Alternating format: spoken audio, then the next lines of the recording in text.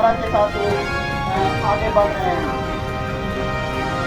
आज पूरे देश के परिप्रेक्ष्य में झारखंड की कृषि व्यवस्था और अर्थव्यवस्था को समझने की जरूरत है कि आज हमारा अर्थव्यवस्था में हमारा जो रोल है उस रोल को समझने की जरूरत है। लेकिन जो हम आज अर्थव्यवस्था में हमारे कितनी बड़ी रोल है, किसान एकता हमारी मांगे, हमारी मांगे, भ्रष्टाचारियों को भ्रष्टाचारियों की मनमानी, भ्रष्टाचारियों की मनमानी, फसल बीमा योजना हमारी मांगे, हमारी मांगे, स्पष्ट नीति कृषि कंपनी को आपूर्ति कंपनी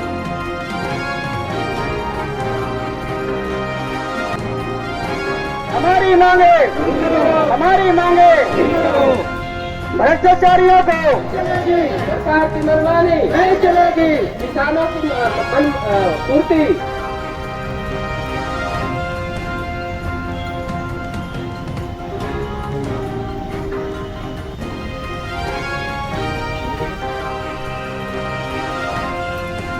क्या है मामला? जी नमस्कार।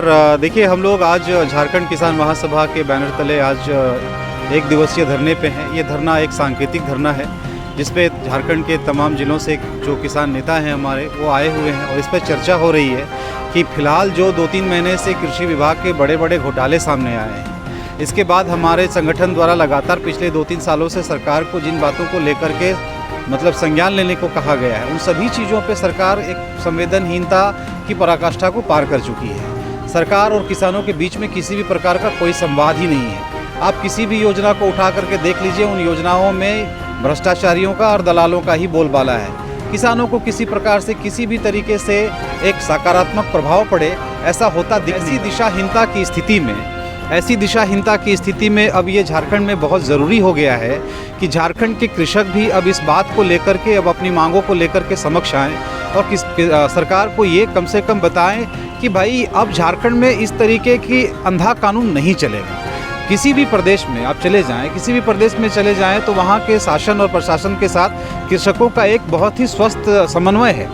जो भी योजनाएं बनती हैं उन योजनाओं को लेकर के एक आपसी संवाद होता है। लेकिन झारखंड में आप निदेशालय चले जाएं तो निदेशालय में 2-2 करोड़ 5-5 करोड़ की गाड़ियां लगी रहती हैं, जो कि बेशक किसानों की तो नहीं है, वो दलालों की गाड़ियां हैं। आप किसान के अधिकारियों के पास चले जाएं, अधिकारियों को देखिए तो वो किसानों को देख करके, वो किसानों से उनको बू आती है, उनको देख करके उनको घृणा आती है।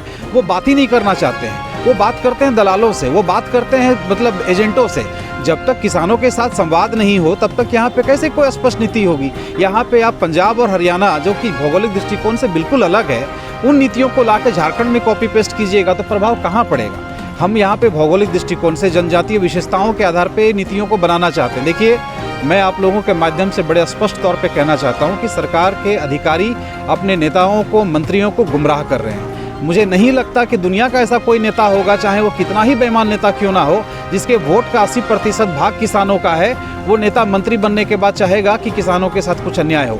अगर वो चाहता भी होगा, जरा सा भी इच्छा शक्ति दिखाता होगा, तो शायद कहीं ना कहीं ये अधिकारी उनको गुमराह करते हैं फाइलों में और सही नीतियों को, सही योजनाओं को जमीन पे उतरने नहीं देते हैं। आप लोग क्या चाहते हैं? हम लोग सबसे एक लाइन में अगर चाहते हैं तो झारखंड में कृषि संवाद कार्यक्रम स्टार्ट हो। सबसे पहला संवाद होगा, संवाद विभाग के साथ, कृषकों के बीच। विभाग में जो सक्षम अधिकारी हैं, विभाग में सक्षम अधिकारी हैं, अगर आप मुझे 10 मिनट 10 सेकंड और दें तो मैं कहूं कि जितनी भी योजनाएं हैं उन योजनाओं को जो संचालित करके आपने रखा हुआ है उसको आप प्रस्तुत करें किसानों के समक्ष निदेशालय में, और किसानों द्वारा पूछे गए मामूली सवालों का जवाब आप दे दें उन योजनाओं के संदर्भ में, तो उनको कंटिन्यू करें। लेकिन क्या क्या दिक्कत है? अभी सबसे बड़ी दिक्कत ये हो रही है कि हमारे यहाँ जो धान की उपज होती है उसका लैम्प्स पैक्स में खरीद को लेकर के कोई आंकड़ा कभी समझ में नहीं आता है। सबसे बड़ी दिक्कत यह है कि हाथियों का प्रकोप झारखंड में बहुत ज़्यादा है। किसानों को लगातार नुकसान होता है जान माल का, लेकिन उसमें कहीं पे भी किसी भी तरीके के मुआवजे की कोई स्पष्ट नीति नहीं बनी हुई है। यहाँ पे बाजार नीति बिल्कुल स्पष्ट नहीं है। हमारे पास कोई आधुनिक की सुविधा नहीं है।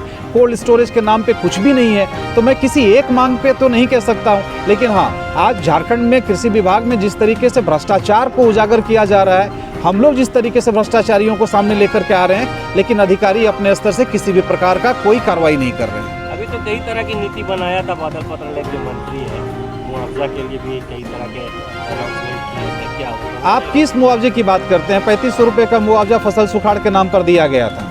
वो देखिए, ऐसे कहा जाए तो अब यह है कि भाई अब किसानों के बच्चे भी पढ़े लिखे, उन्हें पता है कौन सा मुद्दा चुनावी है और कौन सी नीति जो है किसानों को लेकर के। 3500 रुपये का जो कंपनसेशन दिया गया है, संपूर्ण रूप से ये चुनावी कंपनसेशन था, जो गिन चुन के कुछ लोगों को दिया गया है। आंकड़े अगर सामने आए तो दूध का दूध, पानी का पानी हो जाएगा।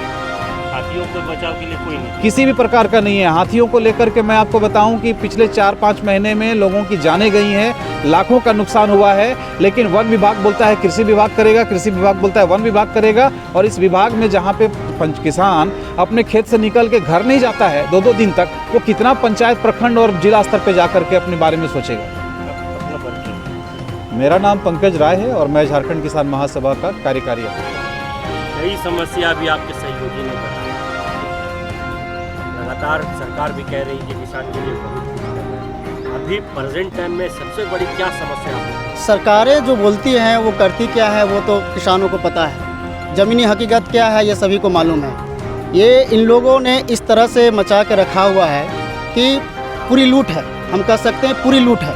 किसानों के नाम पे आज से नहीं वर्षों से लूटा जा रहा है, और आज भी किसानों को उसी वर्ग में रखा जा रहा है, एक मजदूर वर्ग में, ताकि लोगों को बाहर सस्ती मजदूरी मिल सके। मैं यही कहना चाहूँगा। वो तो लूट हो रहा। आपकी सबकी समस्या बताइए, क्या समस्या है खेती करने में किसानों को? खेती करने में अनेक सारी समस्याएं हैं। बाजार से सबसे बड़ी समस्या है कृषि नीति को लेकर के समस्या। जब बताइए कि हमारे झारखंड में अभी तक एक कोई नीति नहीं बन पाया है। अब जब नीति ही नहीं रहेगी तो काम आदमी कैसे करेगा? इतना बड़ा वर्ग है। केंद्र सरकार कृषि कानून को लेकर के 3 बनाए थे, 3 नियम बनाए थे। हाँ। लोगों ने तो आंदोलन करके उनको वापस कर दिया। उसमें कई ऐसी योजनाएं थी जो किसानों को लाभ के लिए वो जो है वो एक अलग भिन्न विषय है ना। और वो नीति को लेकर के झारखंड में झारखंड और ये क्षेत्र है उसके लिए नहीं है। वो 2-3 स्टेट है जो उस मंडी नहीं चाहिए।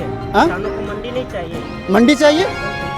वो साथ और भी बहुत सारी मुद्दे थी उसके साथ जिन शर्तों पर है सो विचार विमर्श करने का जरूरत है। विचार विमर्श नहीं हो पाया, जिसके कारण से है सो सरकार को बैकफुट पर आनी पड़ी। अभी आपके झारखंड के किसानों के लिए क्या समस्या है, क्योंकि अब खेती का भी समय है? झारखंड में किसानों का सबसे बड़ा समस्या है यहाँ पर मार्केट। किसान प्रोडक्शन करने के लिए किसान को नहीं सिखाना पड़ेगा। यहाँ से इजराइल भेजा जाता है किसानों को। इजराइल से क्या सीख कर आए हैं? इन आंकड़ों को देखिए कि जितने लोग इजराइल गए हैं वे लोग क्या खेती कर रहे हैं। दलाल लोग वहाँ पर घूमने के लिए जाते हैं इजराइल, घूम फिर कर आते हैं इस मौज करके, और यहाँ पर दिखाया जाता है कि किसान को ऐसा प्रशिक्षण के लिए भेजा गया था। वो कैसा प्रशिक्षण है? तो प्रशिक्षण जहाँ जो जगह है वही जगह पर प्रशिक्षण करवाया जाए, उस आधार पर करवाया जाए जिसका ज़रूरत है। यहाँ पर अभी मिलेट का खेती का चर्चा अभी पूरे विश्व में चल रहा है। मिलेट की खेती पर सरकार क्यों नहीं ध्यान दे रही है? जिसके लिए ऐसा ज़्यादा ट्रेनिंग का ज़रूरत नहीं है, ज़्यादा खर्च का ज़रूरत नहीं है, उस चीज़ पर क्यों नहीं है सो सरकार आगे बढ़ रही? उन सभी चीज़ों को, मार्केट का जो बात है, मिड डे मील में है सो मिलेट को क्यों नहीं शामिल कर रही, जिससे बच्चों में कुपोषण की समस्या भी दूर होगी और लोगों को ऐसा रोजगार भी मिलेगा और मार्केट भी मिलेगा। क्या नाम है आपका? मेरा नाम उपेंद्र गुरु हुआ और मैं झारखंड किसान महासभा का महासचिव हूँ। योजनाओं को